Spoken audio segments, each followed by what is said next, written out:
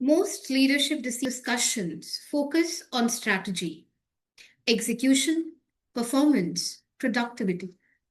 But when organizations begin to destabilize, none of those are the first things that fail. What fails first is authority regulation. In many organizations, there is a moment when something subtle begins to happen.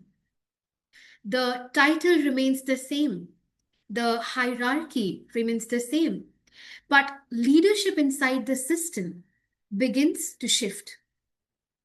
People stop orienting themselves towards the authority that holds the title and begin orienting themselves towards the authority that stabilizes the system.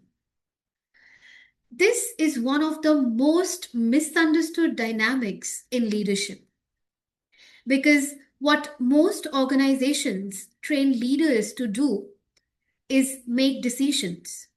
But what they rarely teach leaders is how authority behaves under pressure.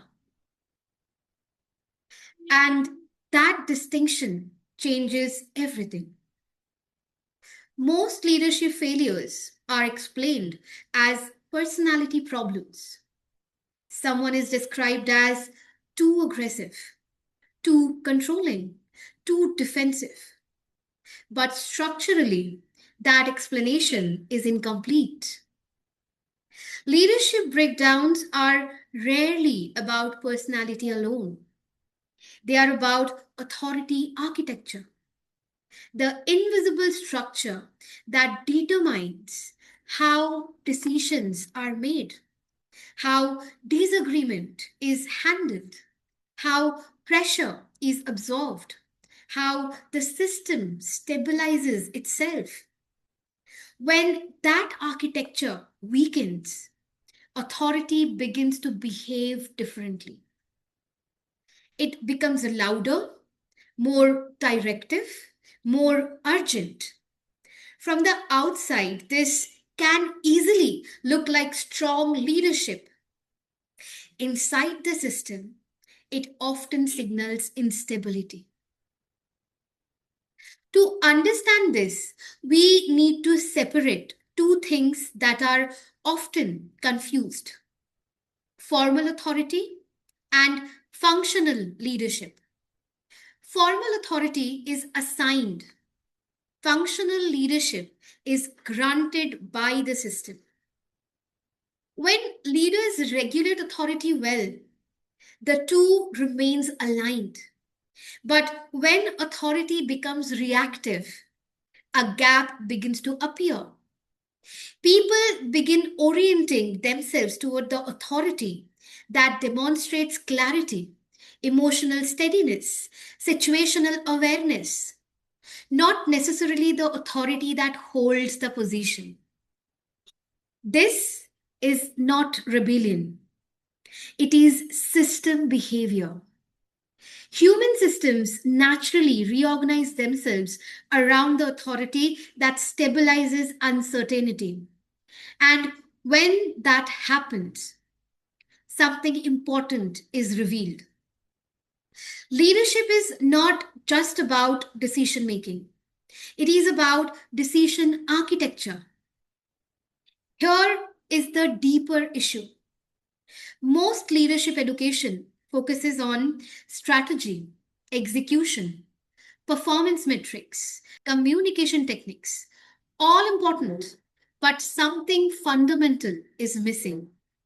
Leaders are rarely taught how to regulate authority under pressure, how to absorb disagreement without perceiving threat, how to maintain perspective when the system becomes unstable, how to make decisions without collapsing into control.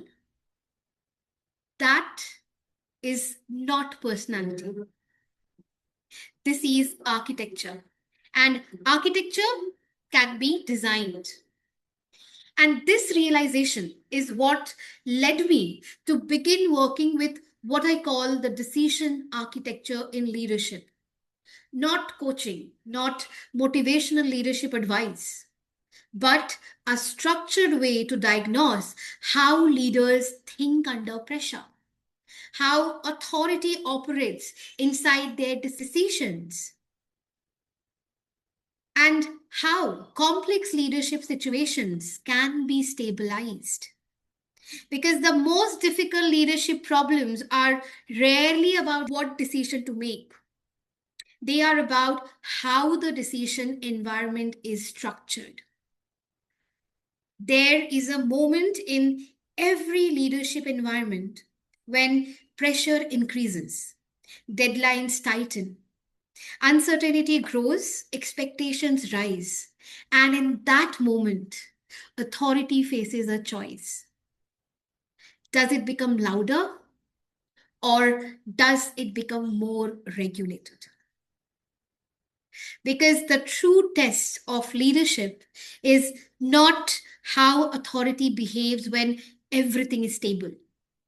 It is about how authority behaves when the system begins to destabilize. And that moment reveals something important. Leadership is not simply about having authority. It is about being able to hold it responsibly. And that requires architecture.